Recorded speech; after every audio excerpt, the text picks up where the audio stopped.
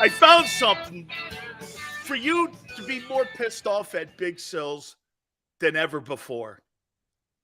I found something. Look at what I mean, I don't even know why I'm showing. I probably shouldn't. Look at this. This is the first training camp for Jerry Jones and Jimmy Johnson and Stephen Jones owning the Dallas Cowboys when we had to go to Valley Ranch. Look at that. I showed Jimmy this today. He's like, oh my God. It was the first reporting day to Cowboy training camp with Jerry Jones as the owner of the Dallas Cowboys. Everybody in Philly went, I'm out. Sills, I'm out. I really like you, man, but I'm out. I'm surprised Tone hasn't shut the show off. I'm like, Sills, really? I know, man. I know. I thought you'd get a kick out of that. Everyone is like, why would you? Look, I took the helmet down. I took the damn helmet down. Oh, by the way, can I start the show off? Niner all damn days in here, right? So am I right on the Richard Sherman podcast? Javon Hargrave was taking some shots at Philly fans, calling you phonies? Dude, I'm going to say this and I'm going to defend you guys. You may be a lot of things. A-holes, jerks, short with people, but phony and fake, that wouldn't be anything that wouldn't be in my top 1,000. There is nothing phony and fake about Philadelphia sports fans. You may be assholes. Okay? I am. Hey, guilty. But phony, you're not. Okay? It's okay to be delusional. Quan, you're delusional every day. It's like you were hitting the head with a tire iron. My guy's the greatest. You're a jerk. Dude, most of you have been hitting the head with tire irons. Sway, correct. And I embrace that. What Sway right there just says, hey, Sills, we may be all jerks, but do we not stick together? Yes, sir. I think Javon Hargrave's doing that because he wants to embrace the Niner fans. Okay? Hey, don't kid yourselves, man. The Niners have a great fan base. I talked to that fan base when I was on KMBR 68 and at KGO. They got a great fan base. Don't kid yourselves. That's one of the best brands on the West Coast for football is San Francisco 49er fans. Not a chance I'll disrespect that fan base, except your grub at your stadium. Again, white wine spritzers versus beers at the Link. I have to tell you, I'm not showing up at that place in Santa Clara eating cheese and cheese on a cracker versus eating a hot dog and a beer at Lincoln Financial. That is where we cut our differences there. You guys drink white wine spritzers and have drinks with like umbrellas in it at the game. I'm looking for a beer and a hot dog. I mean, you get 4 types of cheese when you go to a 49er game. Dude, any stadium that serves white wine spritzers, I'm out. I'm out. Plus, I can't wait to see the tailgate parties at the Link. I can't wait. By the way, you know how my boy Dave Portnoy goes around and he goes around tasting and testing all types of pizza places around the country? I'm going to go around Lincoln Financial and I'm going to test who has the best tailgate. That's my ultimate dream. Can you imagine the grub at the Philly tailgating for an Eagle game. Dude, Buffalo would be great. Steelers, Niners. Well, they have a kind of a weird menu, right? I love that pizza review too, James. I think that's one of the best things Barstool does. All right, let me get into this. I think it's very apparent that the 2022 season is now in the rearview mirror. And this is going to be clearly a brand new 2023 Eagle look. And I think you guys, after game one, have all come away with that fact that this is going to be a little different climb to get back to the NFC Championship game. Forgot crazed? Okay. I think crazed in a good way. Yo, my friend. Hey, by the way, Angelo Cataldi today at 4:30. The legendary Philadelphia sportscaster will join us at 4:30. This is going to be completely different than last year. I think you guys are getting a sense of that now after game one, right? All right? Big Sills, my brother Dan, was invited to Cowboys tryouts after Coach Lacewell from Arkansas State referred him to JJ. Do you remember Dan Miller? I do. Absolutely. Dude, wow. Larry Lacewell, you know? That's a legendary name between Coach Switzer and Coach Johnson. Very nice, Wayne. Very nice. Very nice. It's going to be completely different here, right? By the way, all the stuff that happened on Sunday, let's make it very clear here. Okay? We're now on to Minnesota, tomorrow night's game.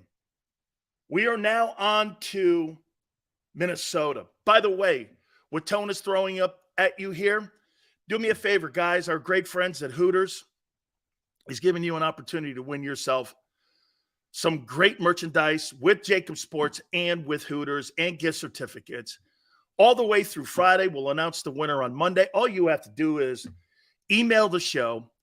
You'll see a code word that's thrown up each and every single hour. All you have to do is email Tone, and he will get you the opportunity to win yourself potentially an opportunity to get yourself some merchandise. And the winner, they will be announced on Football Mondays. And we'll do that on Monday of next week. And we'll do that each and every single Monday. So we invite you to come aboard with us. So let's just do this right out of the gate. Offense looked, and I'm going to get to why I think the offense and where the offense is going for the Minnesota game. But how about this so far? It's already a different year, isn't it? Why? Nakobe Dean, your Mike linebacker's out. Didn't TJ play all 17 games? Didn't Edwards play all 17? Reed Blankenship is trending where he's not going to play.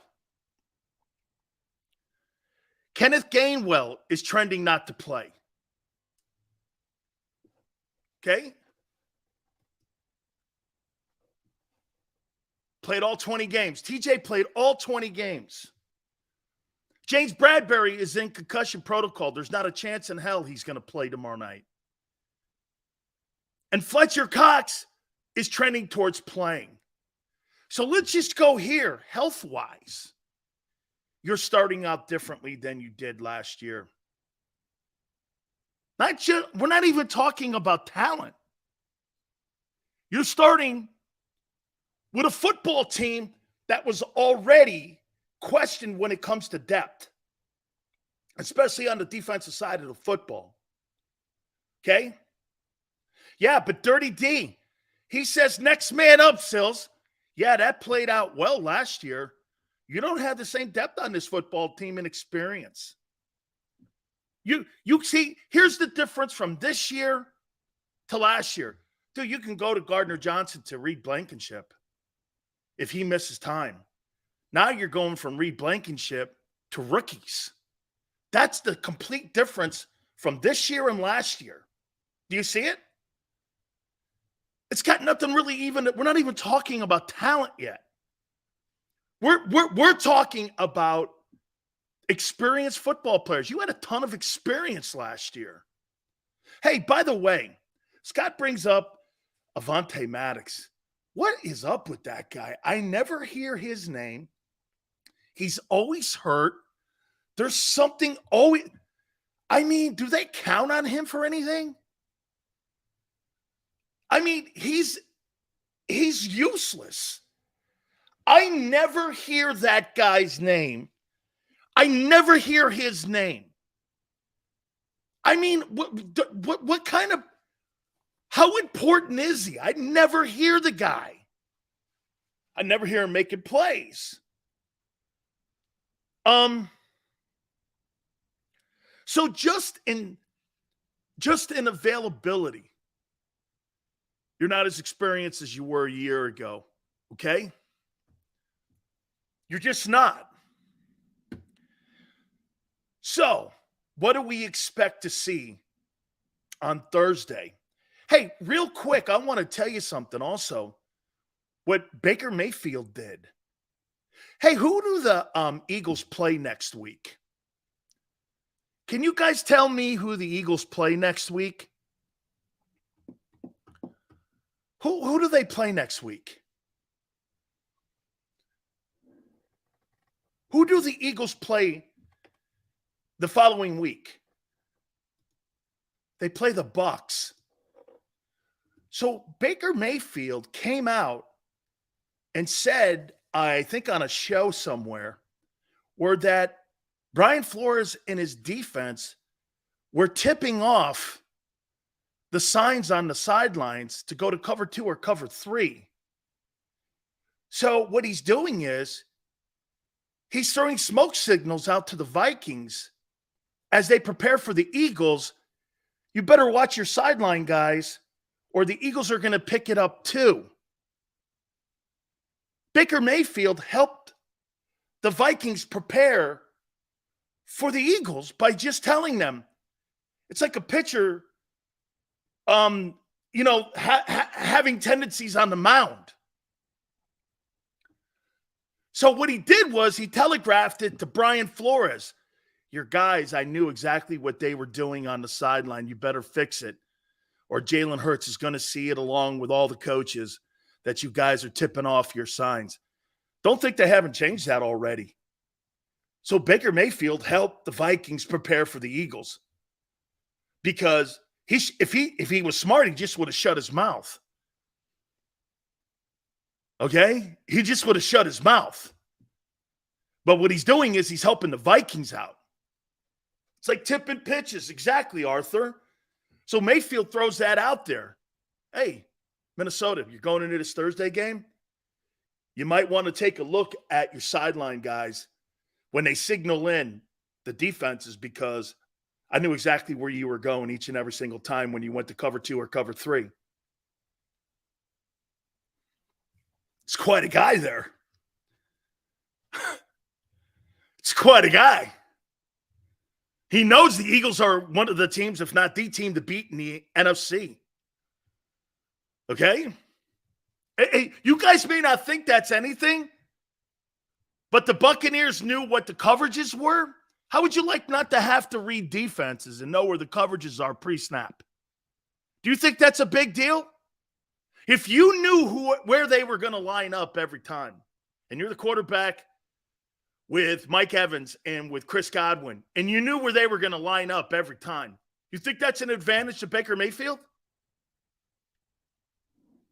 I think that, hey, I know he's going to end up going back to cover 2. Even if he's disguising it now, he's going to cover 2.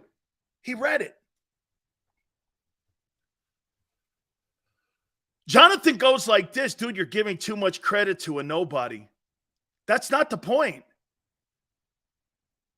That's not the point. Giving too much credit?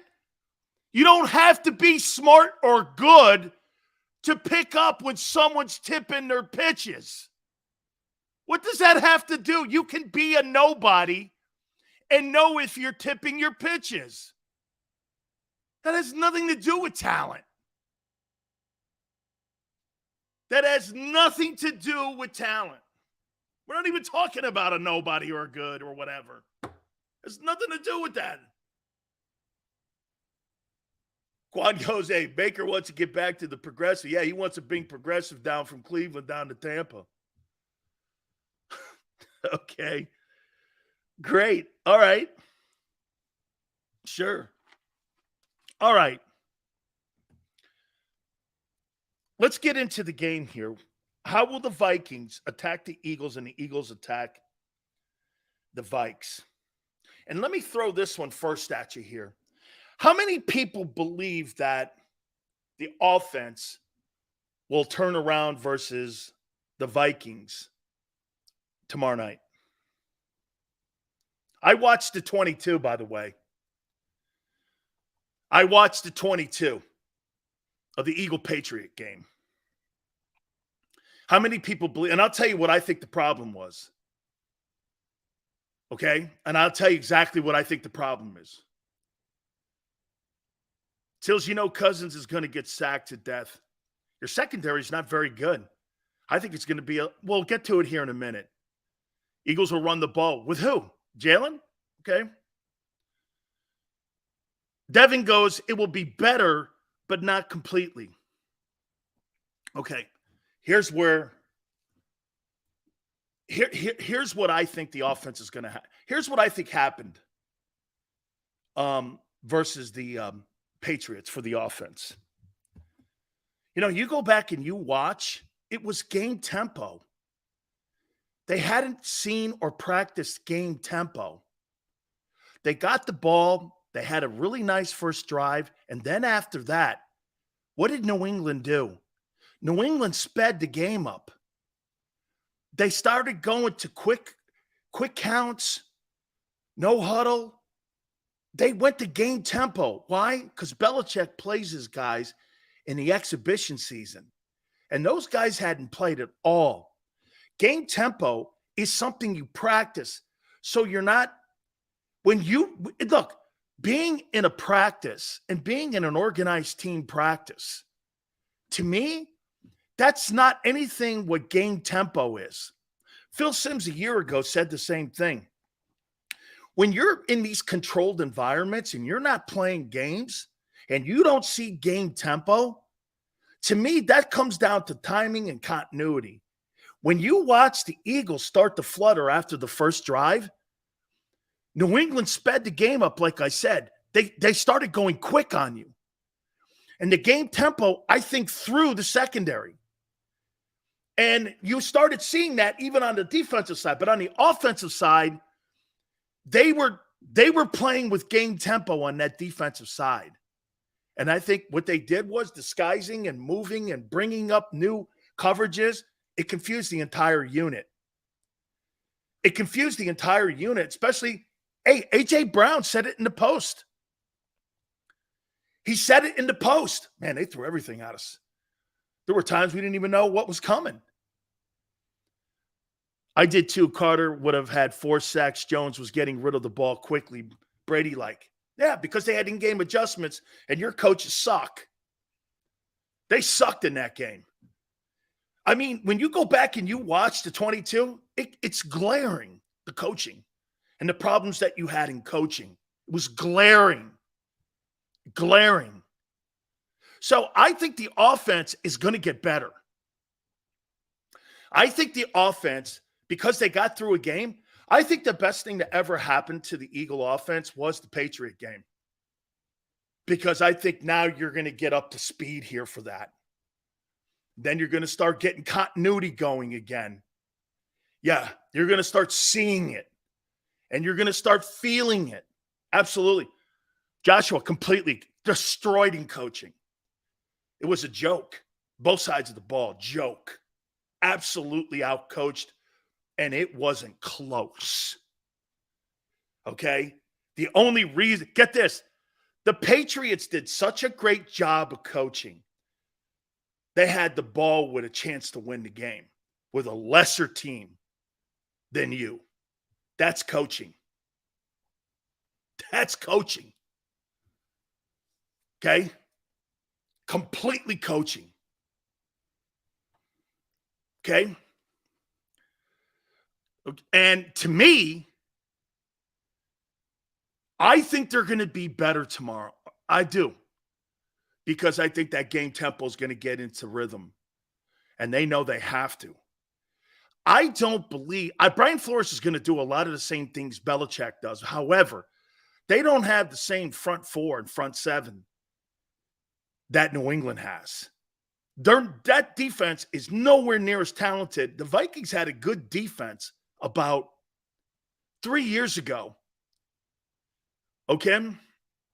About 3 years ago, they had a pretty decent defense. Now, I think it's a lot of loose parts and a lot of missing pieces on that Vikings team. Now, you got a good coordinator over there. You got a good coordinator. Okay? Missing Dean will be the best thing ever. Hey, Niner all day. Not having Nakobe Dean on the field will be the best thing for the Eagles. Whoever they put out there will be an upgrade. So don't be upset with Dean not being out there. I'd rather not have him out there. If that's me, he's not good enough to cover these. He can't cover TJ Hawkinson. He couldn't cover Hunter Henry. He couldn't cover Giesick. Stop lying to yourselves. He was terrible. He got turned around 7 times out there. Watch the 22. He was brutal. He had 3 good run fits. After that, he got caught in traffic, hurt, out. Standard. I said it. You have an upgrade not having him out there. Okay? An upgrade. Because he's just, I can't say he's not good enough yet. That's not fair. And I won't say that. But he can't cover right now. He's got problems in his pass coverage. Awful. Worst linebacker on the team right now. Supposedly with the most smarts. He didn't play it. So I think the offense is going to get back in to a rhythm. They got to be patient, though. And here's something that aggravates me, and I can't wait to get Angelo on. Here's something that aggravates me beyond no end on why you have such junior varsity coaches. Completely junior varsity coaches. Who in their right mind says this prior to a game on Thursday night? Follow me here. Nick Sirianni. We want to get DeAndre Swift more touches. Here's the other one. Brian Johnson. We have to get Dallas Goedert the ball. Don't tell people what you're going to do and what you want to do. You're telling them that on Tuesday? That's so dumb. How do you know you have to get Swift the ball more? Have you seen Minnesota's personnel settings and their coverages and how they're going to defend you yet? This comes down to in-game adjustments. That's why Belichick coached your pants off. Is because of dumbass comments like that. Dude, you can't tell me on a Monday or Tuesday who you want to go to. That's something that's determined in-game, not before the game or after the game. You got to keep your faces shut. Why would you tell it? So get this. If I'm Brian Flores now, hey, they're going to try to establish this kid here. Jalen struggled on reading some of the defenses that they threw at him. So they're going to try to get him the ball on block and release. Watch out for the counter trade play. Because what they're trying to do also with the Goddard thing, they're trying to free up the Y and Z when they're talking like that.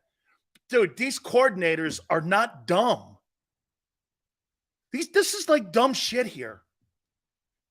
Nobody telegraphs things. So now what you do is the opposite here. I see what they're trying to do here. How in the world do you know on a Tuesday where to go? Good luck stopping our O-line from running the ball. New England beat the shit out of your O-line. They beat you. New England's one of the worst teams in the NFC, or AFC, excuse me. They beat you up front. Okay? They beat you up front. Let me ask you something here. And I am going to tell you something, and I think this is true. Oh, Pietro goes like this. He thought the O-line for the Eagles played better than the Patriots D-line. How many people in here believe that? How many people honestly, with honest eyes, not your heart, believe that the Philadelphia Eagle O-line beat the Patriot O-line? How many people believe that? How many people believe that?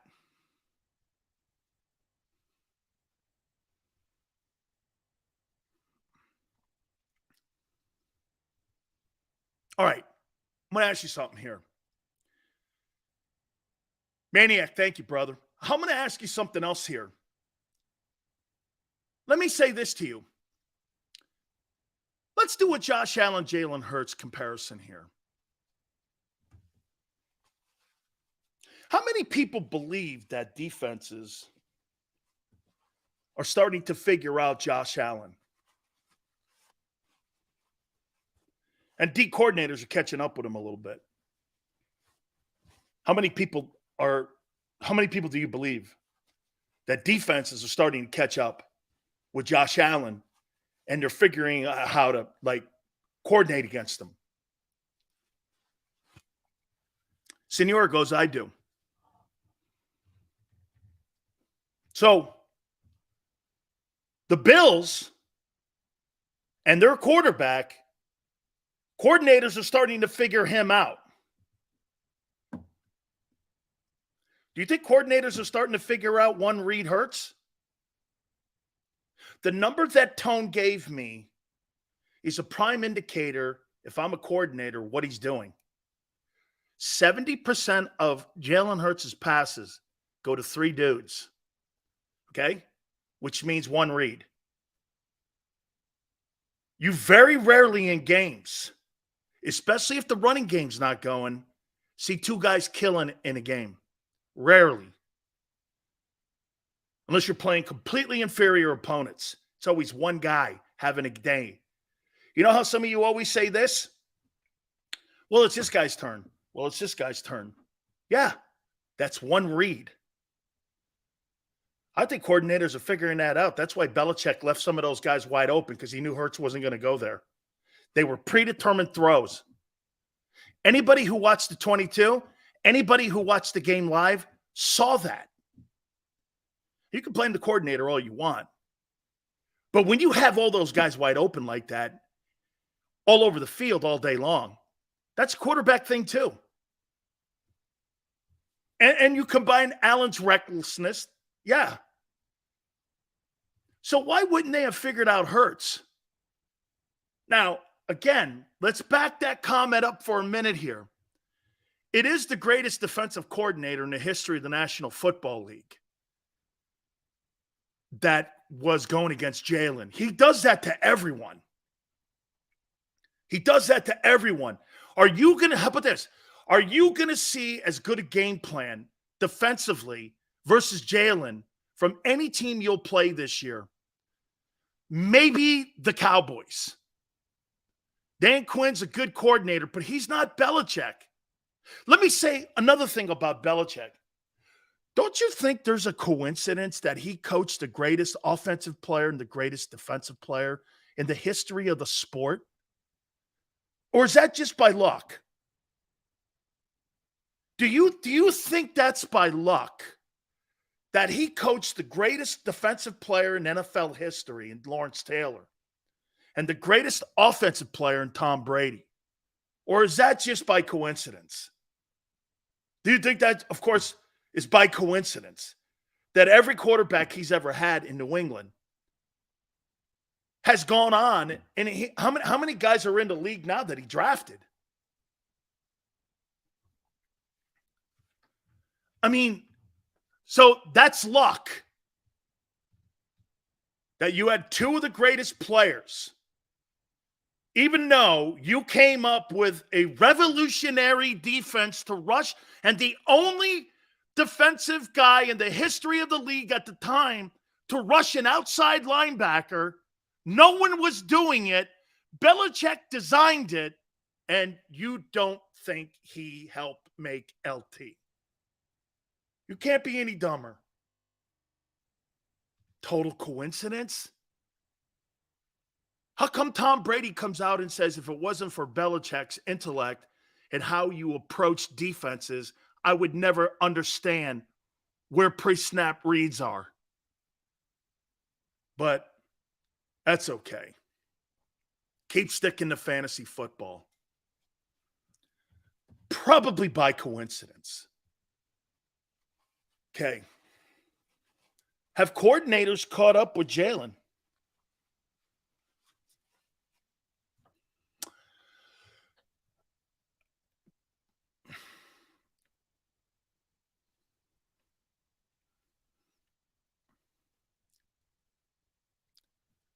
I can't say that after 6 quarters of Belichick football or 4 quarters.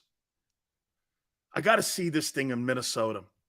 If I see it again for another 4 quarters, one read bullshit, then we got a problem. Okay? Because I saw Brady when he was with the Bucks play against him, and he shut Brady down pretty much too. Bill's the best defensive-minded guy in the history of the sport. 8 Super Bowl rings. There's nobody better than him. You can debate it all you want. The guy has the jury to prove it. And anything you say is irrelevant because all he has to do is drop the satchel of rings on the table. You could talk about this, talk about that. He's got the bag of rings. And you have opinion on dissecting things. It's luck that he has all those rings, and it's luck that he coached the 2 greatest players of all time on each side of the ball. Man, talk about people not giving people credit. Okay? Seriously. Talk about blaming the wrong people like Brian Johnson. He's not without fault in that game. Like, and then get this. So Sirianni comes out and also says this bullshit. Well, you know, Penny's going to help us. And it was our decision not to activate him for the game. But you thought I thought you guys were telling me 6 yards. So you went with Kenny Gainwell over a guy who has 6 yards of carry? I mean, I would have ran Rashad Penny until his legs broke versus Kenny Gainwell. Kenny Gainwell's not going to win you ball games. He's a dude. A.J. Brown and Devontae Smith, DeAndre Swift, Jalen Hurts, Goddard, those guys are going to win you games. To establish the worst guy in your huddle. Seriously, the first series, I watched Quez Watkins and Kenneth Gainwell more in that game against the Patriots in the first quarter than I saw them all of last year. I mean, I saw them more in that first quarter than I did the entire year last year. It just didn't have any continuity. When you watch the 22, can I tell you what happened? And I'll tell you exactly what went on in that first series. Why do you guys think that series went well and then all of a sudden you had a ton of 3-and-outs? Why do you guys think it had? Because it was scripted. They had scripted pretty much every single play with predetermined throws, what they were going to do. And after that, Brian Johnson had to put a game plan together. And that's why it was helter-skelter. That's why it was unbalanced. That's why it looked off. I mean, I'll give Shane Steichen this. They must have designed a theory in each series on what they were going to do. Because I'll tell you something else. If you watch the Buffalo game, remember something. This goes back to Bill Walsh days. This goes back to Bill Walsh. They used to script the first 22 plays for Montana. But Bill went off of that and had in-game adjustments. And Bill was a great play caller. Okay? He was a great play caller. They're talking a sitting game. Well, yeah, because he's hurt. Dude, you don't have running backs. You know what's funny? You don't have running backs, you don't have linebackers, and you don't have safeties. One guy could be, but he's not ready to cook yet. In all positions, Howie went cheap on. All rearing its head, and you're hurt right out of the gate. You're hurt enough to concern you. I know you are. You're hurt enough to have concern. Don't forget, Angelo Cataldi will be with us at 4:30 Eastern. Sills, if Jerry Jones never had conflict with Jimmy, would they have won more Super Bowls and have been better than Belichick? Absolutely. They would have kept that thing going. They were the youngest team in the league. Egos got in the way. Egos got in the way. Hey, Bill Walsh had stayed in San Francisco. They'd have won more. Egos, that wasn't an ego thing. Bill wanted out. He thought coaches after 10 years had to get out of the room. Okay? Riley goes, Sills, I figured out the plan why play Swift on Sunday. Then again, on Thursday, he definitely is going to get hurt. We're resting Gainwell this week. Swift and Penny will play a lot tomorrow. Hey, man, I'm going to play Rashad Penny as much as I can right now. Sills, when we pummel the Vikings tomorrow, whatever. You're not pummeling anybody with that defense. Your defense is not good. This is a passing league. Hey, you may do hey, watch this. Darius Slay may do a good job on Justin Jefferson. We'll see. You ain't got a guy on the planet that can cover Hawkinson, KJ Osborne. Shit, you turned Hunter Henry and Giesick into all pros on Sunday. Who's covering them? Some dude named Job? So he's going to cover Jordan Addison too. Never happened. Never happened. Never happened. Maurice thinks the defense won the game. The defense didn't win that game. The lack of talent in New England won that game. Your defense didn't do one thing special, except for Carter and Davis. The rest of them sucked. You couldn't set the edge and you couldn't cover a soul. Mac Jones outplayed Jalen Hurts. Doesn't that hurt? Mac Jones outplayed your guy. Big time. 35 of 54, 316, 3 touchdowns, and a pick. Mac Jones. Mac Jones. Slay didn't play all that hot. You go back and watch the 22. Outside the pick 6, he got eaten up too. Dude, somebody was catching those footballs.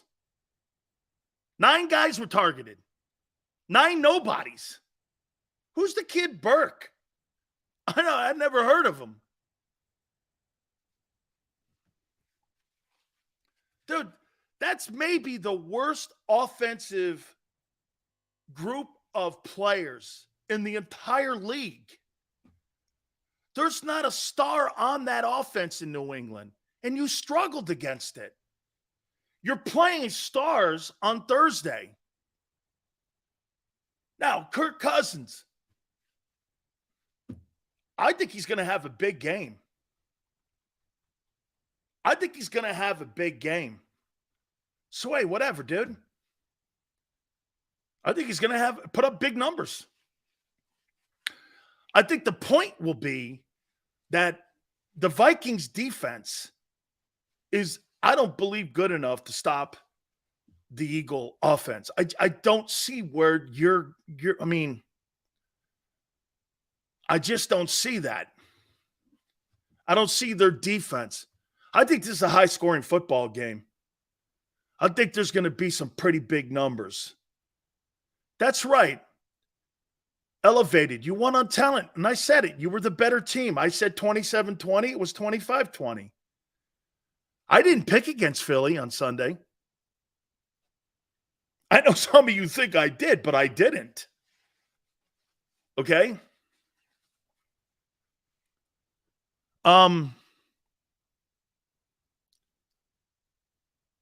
Lord help us if the Vikings are playing from behind. Here's what I would do if I'm the Eagles against the Vikings. Jalen Hurts got to run the ball more. Got to run the ball more. You know why? Run that clock off. If you beat the Vikings 21-7, what do you care? Until that defense comes around. I don't think you're going to have a very good defense this year because you're going to be horrible in pass coverage.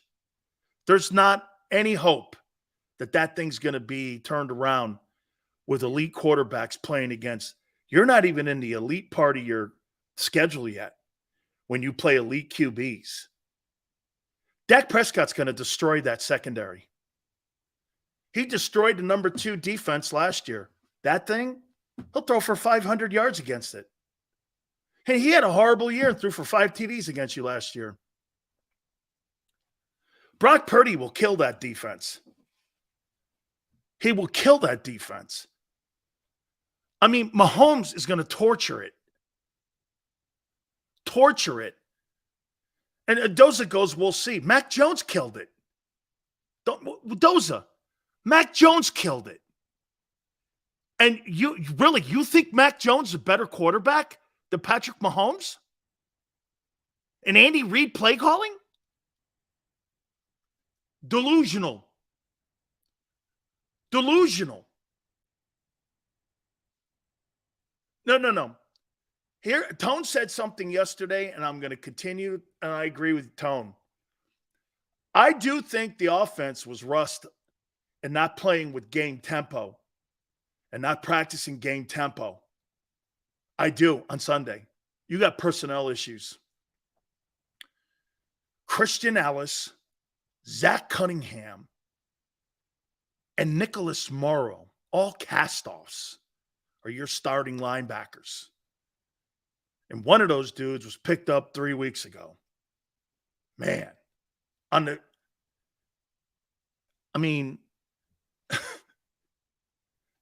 last year when you signed Sue and Linville Joseph, they were signed as backups, not starters.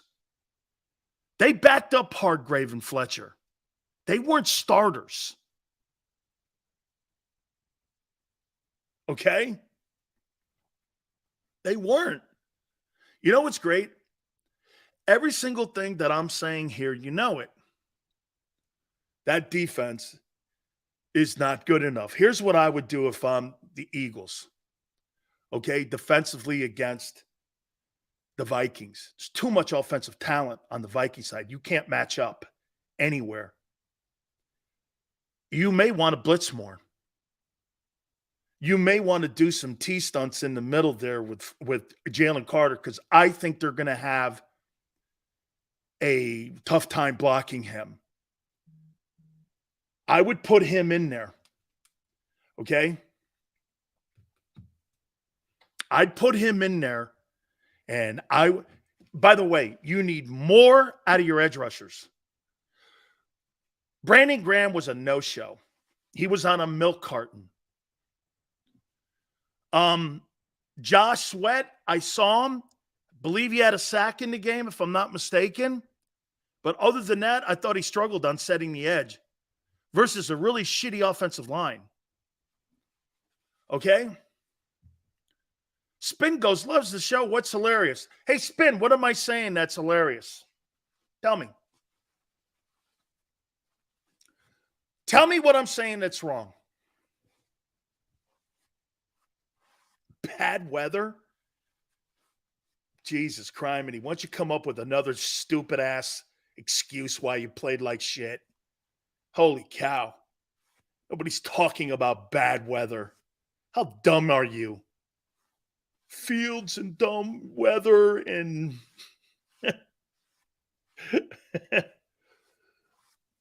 what am I saying? Your defense blows. Have to blitz 60% of the time, or JJ goes for 11 catches, 166, and 2 TDs. I think you have to bring pressure too. Okay? Broken record. I haven't talked about the Vikings all year until today. You watch the Buccaneers beat the Vikings and think that the Vikings will have success against the Eagles. The Vikings, who are thought were bad, whatever. You're not good on defense. The Buccaneers are. Are you under the impression you have a better defense than the Bucs? You don't really believe you have a better defense than the Buccaneers, do you? There's not a position on the defensive side of the football except maybe one corner that you're better than Tampa. Tampa's defense is by far better than yours. That guy in the middle is going to stop the run. Jason Kelce looked shitty against the Patriots. You have a better secondary? No. You have one good corner and another corner who got killed in that. By the way, Bradbury played pathetic if you watch the 22.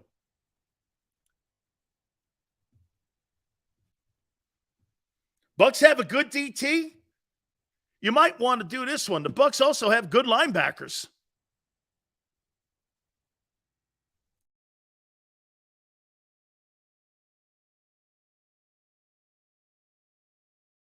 That's in those guys' leagues.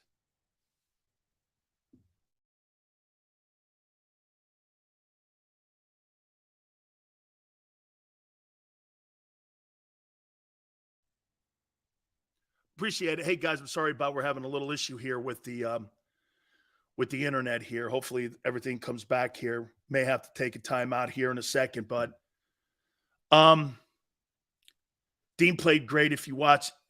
Dean was terrible. Nakobe Dean was brutal if you watch the 22. He was brutal, Twiz. Brutal. Okay? Brutal. Then his name is Trashberry. No. But again, those guys have lesser talent than what Minnesota does. Lesser talent. So again, if I'm the defensive side going against the Eagles, how I would do this, if I'm Minnesota, I think you got to jam those wideouts and play man coverage. I think you got to play man because Hurts doesn't read defense as well. He's a one-throw guy. And I think you got to get that thing off rhythm. Now, what that also does is it gives guys like Devontae and AJ the ability to beat those guys on the corner. This is what people say. If you want to play man coverage and you have lesser talented guys, do you want to have a quick death or do you want to play a zone cover and do you want to have a slow death? Because either way, to me, the game is those two guys out wide. Jalen's got to get the ball to one of them guys. No, not one, all of them. Not just one guy. He's got to spread that shit around more. There can't be three dudes catching the football and that's it. There's got to be more continuity in the passing game. Then you can run the ball with whomever. Okay?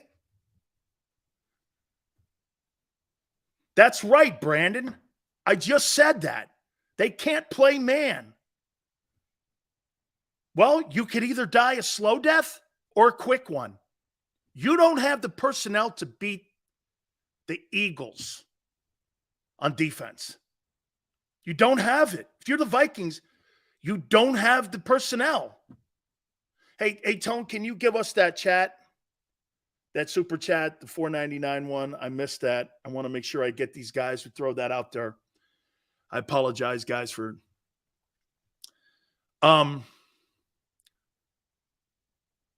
hey, Chris, and here's the thing about the Eagle. Again, are the Eagle corners going to play man or zone?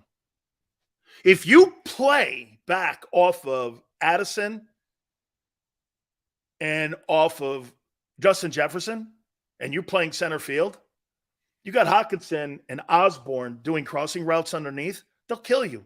Patriots killed you. Patriots killed you. Mac Jones threw for 300 yards on you. Mac Jones, who you guys almost per man told me sucked.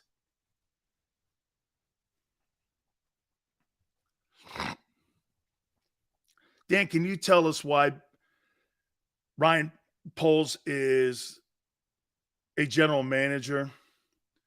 You could have had Jalen Carter. Fear. They want to have the baggage in the locker room, and you don't have the culture yet for leadership in your Bears locker room yet. And you passed on him because of fear. Jalen Carter was the best player in the draft. I said that. There were about 4 or 5 sandbox guys. The rest of them were just dudes. There were some good ball players, and it went down to around, what did I say, 36 guys that were probably draftable and that were really good. And there were probably around 15 true first-rounders. The quarterbacks all showed me nothing. I don't see anybody special. There's not a special quarterback in this draft. Okay? The position's such a need position, though. They overdraft that position every year.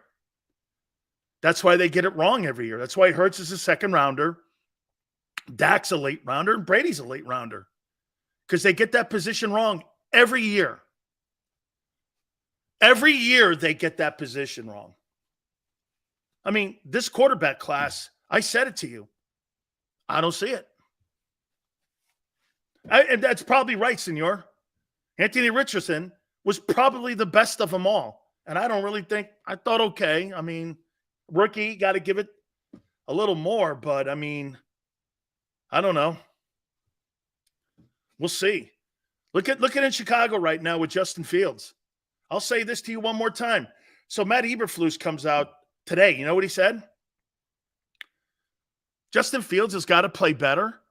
I mean, how many years are we into this experiment now? What is this, 3? He's got to play better? Okay, well, I mean, we're getting to that time now where we're almost over 25. How many games has that guy started? Over 25? Look, one thing you could say about Jalen Hurts put 25 games in and you went, okay, I mean, yeah, I'll build my team around him. I'm good with it. You go this with Justin Fields. You've played 25 games and you're still doing this. You got to play better, son? I don't know. I don't want to be in that position, especially when I got a draft choice next year that, quite frankly, I could go into the draft and get myself another opportunity to get a starter. I mean, I don't know. I don't see it. Sills, why do you think Hurts seemed to spread the ball well last year? I don't think they had enough game tape on him, Kyle. I think you guys are right. I think, and I'm going to concede with you guys. I think what happened what's happening now to Josh Allen, they're not reinventing themselves every year or every game. I think their in-game adjustments suck. And that goes to Ken. I love Ken Dorsey to death. You know I do. But I don't think their in-game adjustments are very good. I think they plug and play. I think they allowed him to be too reckless. I think the play calling's reckless. I mean, there's not a sense of urgency in the play calling. They go off script, especially in the second half. And what you need to do is just keep him in the box. You keep him in the box. You don't give him up to plus 25 play. You've got Josh Allen in a box, especially when you got a defense like the Jets does. It just looks too chaotic, and I think coordinators caught up with him. Plus, the one thing that he is that Jalen isn't, Jalen's not reckless. That guy is. He's reckless, and the in-game adjustments aren't helping him. And there needs to be more of a sense of urgency. Now, look, they don't have enough talent to win. They got one wideout. The rest of them, they have no running game, and they're relying on Josh Allen to do what Patrick Mahomes does. Well, We're now seeing that that's maybe not the case. Okay? That's maybe what we're seeing here a little bit. I appreciate you guys hanging in here. Thank you so much. The internet's having a little issue with it here, so we hope that it sits here and corrects itself here a little bit. So when it comes to Jalen, though, look, I do think not playing. See, don't you think that offense needs to get in rhythm more? I mean, don't you think you need like actual game plays to get it going? Here, let's go back one. I'm going to show you the difference here and how teams and how coordinators catch up with you. Tone, you too, man. Do you guys think that Detroit game, that the offense looked better than it did against New England? Think about last year's opener. Did you guys think that the offense looked a little bit better last year? And Jalen looked better, and I thought he did, in the Detroit game. Okay, fast forward to this year. He didn't look good at all in that game Sunday. Okay, why? There's more tape on him. There's more tape on defending. Okay? There's more tape on defending AJ. See, to me, I think the coordinators know. You see, you got to remember something about the fundamentals of RPO. And by the way, I think what's harder, a 7-step drop offensive quarterback or what Jalen Hurts does running the RPO? It's more physical what Jalen does. He runs a more physical offense. Jalen Hurts runs a more physical, and his decision-making has to be quicker. When you're in a 7-step, dude, you get to look the field over, and you got to rely on your O-lineman to block for you. But when you're Hurts, watch this. Snap. Turn. Block, release, throw, hand off, or do I keep it and run? You don't have time to sit around and scan the field. Where are you scanning progression reading? When you have, here's it, RPO tells you what the identity of the offense is in the 3 letters that represent the offense. Do I run it, him or me, or do I pass it? He's not doing this, coming down the line of scrimmage, either going to hand up and then dropping back. He's not progression reading. That's why 3 guys got the majority of the targets. I'm not saying what Jalen's doing is any more less complex than what they're doing in Kansas City with Mahomes. I'm saying it's just a different approach in how to move the sticks. But when you're a coordinator, the reason why Belichick was dropping those coverages down like that and allowing certain guys, especially on the backside, if you noticed, right, Tone? The guys that were wide open were the guys streaking across the backside of the defense when he was front side. You rarely saw guys on his snap side wherever he went with the ball. And then the other thing he does, he runs that counter trade play. He'll go with strong side to the right, with the tight end to the right, keep the ball and go backside over here. They were prepared for that. How many yards did he get last year off that counter trade play? Ton of yards. He got a ton of yards off that counter trade play. He'd snap the ball, take it, keep it, turn, go weak side. You watch it on the 22. You know what the Patriots did? They kept their integrity on the backside and got as deep as the ball. That's what you're coached to do. Stay as deep as the ball. Don't chase the ball. Keep with your technique. And they pretty much controlled that play. They did a really good job on that play. Now, it's a really complex offense to run. And I do think it's more physical to run an RPO. But Last year, they didn't know how to defend it. Now you know how to defend that thing. You don't have to worry about the backside drag coming across the seam on the backside because he can't see it. Now, if he pulls out of that, and maybe what Brian Johnson's going to do, maybe you'll see some backside throws.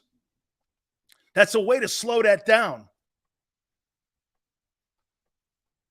Gainwell and Bradbury officially listed as out. Concerning. Absolutely concerning. 49ers did do a good job on that play last year. They did do a really good job on that play. Will they win this game Thursday? But this again, here. Did we not say this, Tone? Guys, you're going to win these games. It's just not going to be in the style you saw a year ago when they took control of games right out of the gate. You know how I know that? You had 16 points on New England, and they came back on you and had the drive at the end of the game to beat you. This is going to be one of those kind of games. Okay? All Hurts does is beat elite defenses. He does? How many elite defenses have you played? New England? What was an elite defense last year? Cowboys? They beat you too. What elite defense did you play last year? Oh, wait. You're right. Washington. They beat you too.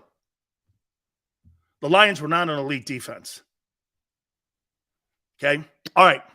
Angelo Cataldi will be with us at 4:30 Eastern time. Hey, we are so looking forward. We were making plans, Joe and I, today of coming into town here, and we can't wait to meet some of you guys. By the way, we're with our friends at Oceans 2. We're going to be hanging out there a little bit, and we're so excited to see our friends at Hooters, and it's a 40th anniversary. The iconic Hooter girls are going to be there to serve you in any one of the 7 locations in the Northeast area. You go to northeasthooters.com to find one of those locations. We're going to be doing a ton of stuff at the King of Prussia one. We cannot wait to meet you. Listen, with the game tomorrow, the official home of all Eagle fans is Hooters. And if you don't want to go into the place, you got to go to Hooters.com. HootersToGo.com. HootersToGo.com. Go there, man. I mean, you can bring the food home. The sandwiches are sensational. I mean it. Tried the fried pickles, some of the great specials. Buy 10 wings. You get 10 boneless free. Wing Wednesdays, man. 1983, that's the year the place was founded. Nobody knows Hooters better than Big Sills here. All you can eat Saturday, 6 items, $6. NortheastHooters.com to find one of the 7 locations nearest you. And when you roll into any one of them, do me a favor. Tell them Big Sills sent you.